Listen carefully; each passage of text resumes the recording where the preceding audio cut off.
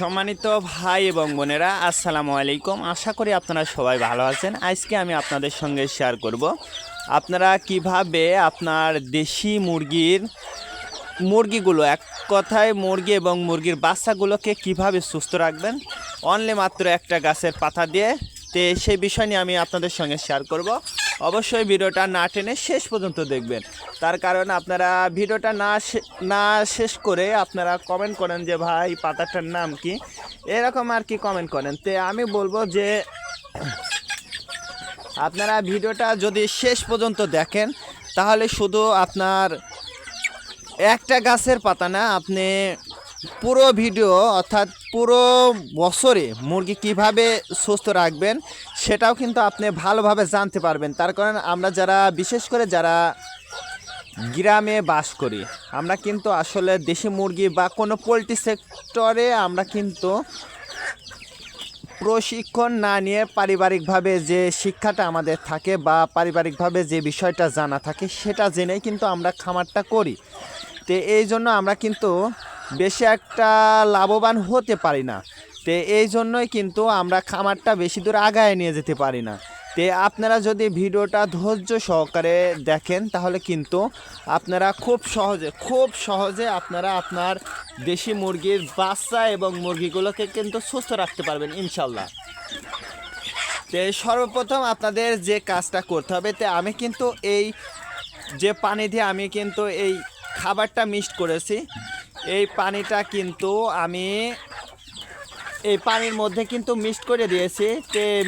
Mixed করে দিয়ে কিন্তু আমি এই খাবারটা তৈরি করলাম আপনাদের সামনেই। সর্বপ্রথম আপনাদের যে কাজটা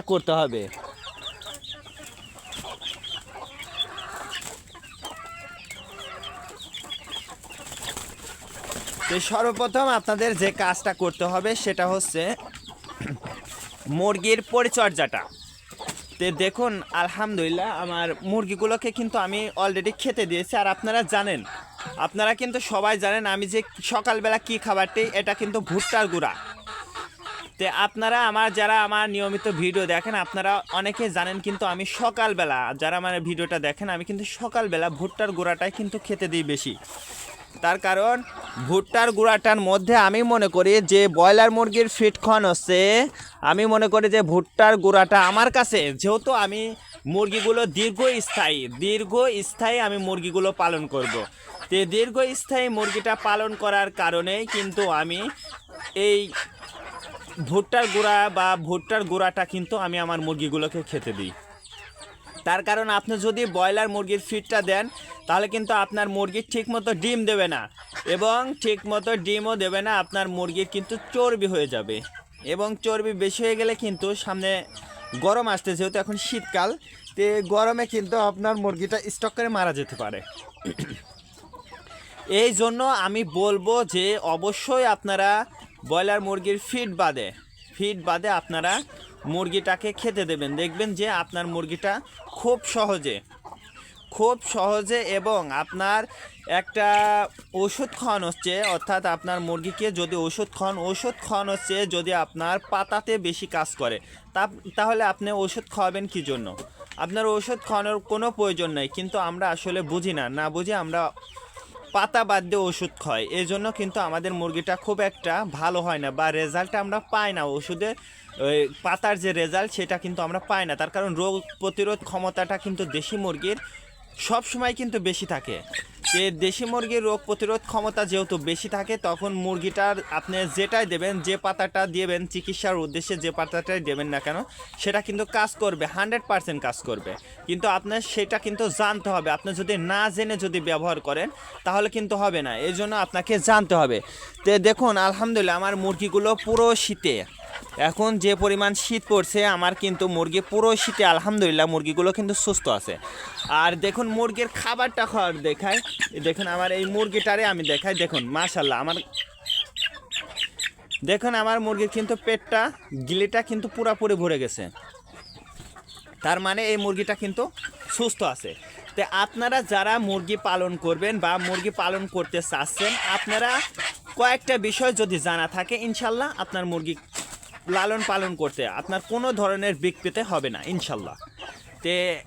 চলুন এবার আমি দেখাই যে কোন গাছের পাতা, সেই পাতাটা আমি আপনাদেরকে এখন দেখাবো।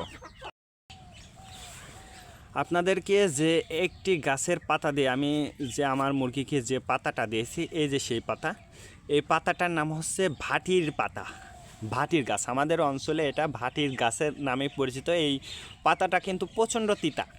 তো এটা হচ্ছে আমাদের অঞ্চলে ভাটির আগা নামে পরিচিত। তো এই আগা, এই যে আমার যে আগা বা পাতা, যেটা হচ্ছে উপরের পাতা, একদম বৃদ্ধ পাতা না, যেটা উপরের পাতা অর্থাৎ জালি পাতা যেটা বলে, এই জালি পাতাটা নিয়েই কিন্তু আমি আজকে আমার মুরগিগুলোকে খেতে দেবো। তো এটা কিন্তু সুন্দরভাবে ধুয়ে নিতে হবে।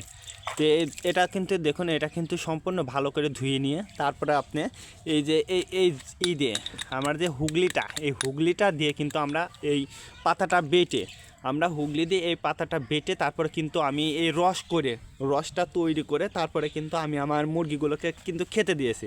তা আপনারাও যদি আপনার যে কটাই মুরগি থাকুক না কেন, আপনি যদি এই রকম পাতা দিয়ে যদি চিকিৎসা করতে পারেন, তাহলে দেখবেন যে ইনশাল্লাহ আপনার মুরগির বাচ্চা বা মুরগিগুলো কিন্তু দ্রুত ওজন বৃদ্ধি পাবে। তো আজকে এ পর্যন্ত, ভালো থাকবেন, আল্লাহ হাফেজ।